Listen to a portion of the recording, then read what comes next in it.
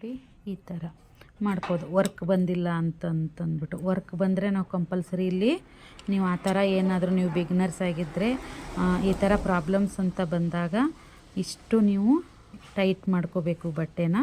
ಇಲ್ಲಿವರೆಗೂ ಟೈಟ್ ಮಾಡ್ಕೊಂಡು ನಮ್ಮ ನೆಕ್ ಬಿಡುತ್ತೆ ಎಷ್ಟು ಸೈಜಿಗೆ ತೆಗೆದಿರ್ತೀವೋ ಅಷ್ಟಕ್ಕೆ ಸ್ಟಿಚ್ ಮಾಡ್ಕೊಳಕ್ಕೆ ನೀವು ರೆಡಿ ಮಾಡ್ಕೋಬೇಕು. ಇದು ಬ್ಯಾಕ್ದು, ಇದು ಫ್ರಂಟಿಗೆ ಒನ್ ಸೈಡ್ ಮಾಡ್ತಾರಲ್ವ ಫ್ರಂಟಿಗೆ ವರ್ಕು. ಇದೇನು ಕಾರ್ಬನ್ ಲೈನ್ ಇದೆ ನೋಡಿ, ಅದು ಅವ್ರು ಮಾಡಿರೋದು ವರ್ಕ್, ಡ್ರಾಫಿಂಗ್ ಮಾಡಿದ್ದಾರೆ ನೋಡಿ. ಇಲ್ಲಿ ಕಾರ್ಬನ್ ಸೀಟ್ನಿಂದ ಎಡ್ಜ್ವರೆಗೆ ಹಿಡಿದಿದ್ದೀನಿ. 3 ಬರ್ತಾಯಿದೆ, 3 ಇಲ್ಲ 2.25 ಬರ್ತಾಯಿದೆ. ನಾವಿವಾಗ ನಾವಲ್ಲಿ 3.25 ತೊಗೊಂಡಿದ್ದೀವಿ, ಇಲ್ಲಿ 2.25 ಬರ್ತಾಯಿದೆ. 3 ಅಂದ್ಕೊಳ್ಳಿ, ನಾವು ಒಂದು ಸ್ವಲ್ಪ ಅಡ್ಜಸ್ಟ್ ಮಾಡಿದ್ದೀವಿ ಅಂದ್ರೂ 3 ಅಂತ ಬರ್ತಾಯಿದೆ.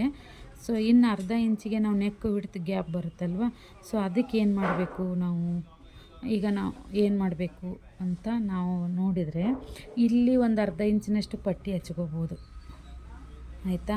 ಇಲ್ಲಿ ನಾವು ಪಟ್ಟಿ ಹಚ್ಕೊಂಡ್ರೆ ಇಲ್ಲಿ ನಮಗೆ ಏನಾಗುತ್ತೆ ಸ್ಟಿಚ್ಚಿಂಗಲ್ಲಿ ಇಲ್ಲಿ ಯಾಕೆ ಪಟ್ಟಿ ಬಂದಿದೆ, ಬಟ್ಟೆ ಜಾಸ್ತಿ ಇರುತ್ತೆ ಅಂತ ನಮಗೆ ಕೇಳ್ತಾರೆ ಕಸ್ಟಮರು. ಸೊ ಅದರಿಂದ ಏನು ಮಾಡೋದು ವಿಚಾರ. ಇವಾಗ ಆ ಥರ ಪ್ರಾಬ್ಲಮ್ಸ್ ಬಂದಾಗ ನೀವು ಇಲ್ಲಿ 1 ಇಂಚ್ ಬಟ್ಟೆ ಎಕ್ಸ್ಟ್ರಾ ಪ್ಯಾಚ್ ವರ್ಕ್ ಮಾಡ್ಕೊಂಡಾದರೂ ಸ್ಟಿಚ್ ಮಾಡಿ, ಇಲ್ಲ ಬ್ಯಾಕ್ದೇ ನೆಕ್ ಬಿಡ್ತು ಕಡಿಮೆ ಮಾಡ್ಕೊಂಬಿಡಿ. 3 ತಗೊಳ್ಳಿ. ಇದನ್ನೇ ಬ್ರಾಡಾಗಿ ಇದು ನೋಡಿ ಹೂವು ಎಷ್ಟು ಬಂದಿದೆಯೋ ಅಷ್ಟಕ್ಕೇ ನಾನು ವೈಟ್ ಮಾರ್ಕ್ ಮಾಡಿದ್ದೀನಿ. ಈಗ ನಾ ಏನಾರು ಇದು ತೊಗೊಂಡ್ರೆ ಸೈಡಿಗೆ ಬರುತ್ತೆ. ಈಗ ನಾನು ಇದು ವೈಟ್ದು ಇದೆಯಲ್ಲ, ವೈಟಿಗೆ ನೀಟಾಗಿ ತೆಗಿಬೇಕು ಇದನ್ನು, ಸರಿನಾ.